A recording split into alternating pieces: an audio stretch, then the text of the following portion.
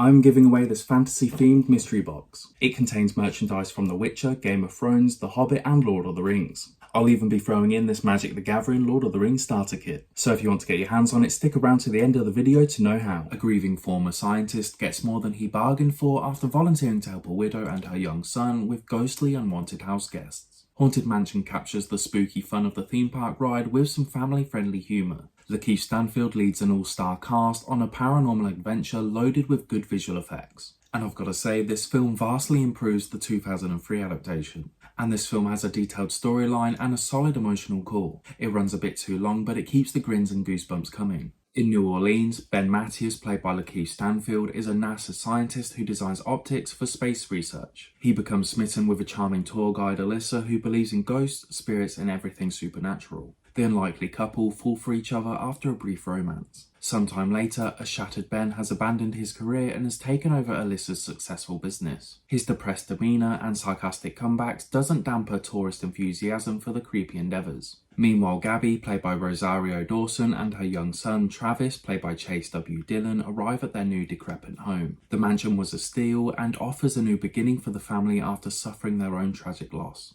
A terrified Travis thinks that something is following them through the house. Gabby scoffs at first, but realises that he's actually right. They race back towards their car, but they aren't alone in their escape. We then cut back to Ben, who gets a visit from Father Kent, played by Owen Wilson. He's a priest who was hired by Gabby to cleanse the mansion. A very skeptical Ben almost pushes him out of the door before the lure of easy money changes his mind. Father Kent hopes that Ben can photograph these supposed apparitions with his specialised camera. Ben agrees to meet Gabby and Travis, but he doesn't take them seriously. She wants him to be sure before he crosses the threshold. Ben walks through the place, faking picture snaps. He thinks these people seem nice but are obviously crazy and wasting his time. Ben returns home to find that something also followed him. The terrifying encounter has Ben back at Gabby's doorstep. He's not happy to see Father Kent also at the house. Gabby's ignored warning has trapped Ben in the same freaky predicament, so they must figure out why the ghost won't leave them alone and how to get rid of them. The desperate gang seek help from a college professor, played by Danny DeVito, and a wacky psychic, played by Tiffany Haddish.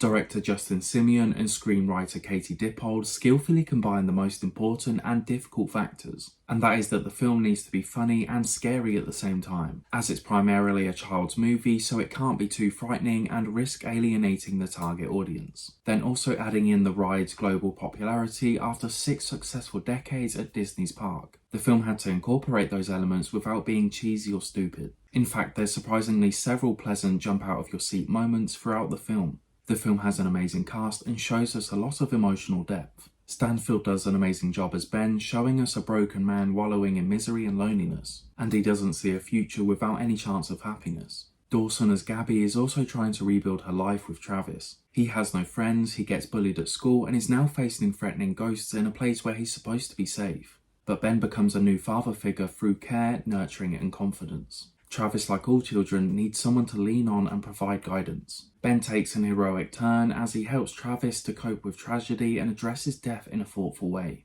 What I love most about this film is that the plot evolves into a full-blown mystery. The characters become detectives as they investigate the demise of previous owners. This pulls back another curtain to reveal their true nemesis pulling the strings. Then they have to figure out how to battle and defeat this evil entity. And I'm going to be honest, as I always am, the film does feel stretched out at times. The 2-hour running time is way longer than it needs to be. As a child's film, I felt like it requires a lot of attention to understand what's happening. But with that being said, it is the first Disney film in a long time that I've truly enjoyed. But that's just my thoughts and feelings about the film. If you've seen it, I'd love to know what you thought about it in the comments below. And if you want to win this fantasy themed mystery box, all you need to do are these 3 simple things. Leave a like on this video, comment on any of my videos, and subscribe to my channel, and one lucky random subscriber will be announced on the 31st of July. You can even hit that bell icon to keep up to date with my latest uploads and giveaways, such as my comic book giveaways every fortnight. And before I go, I just want to say a massive thank you for watching and to smash that like button. It may just be a minor thing for you, but it's a massive thing to me and it really helps this channel grow. So with all of that being said, I will see you in the next one. But until then,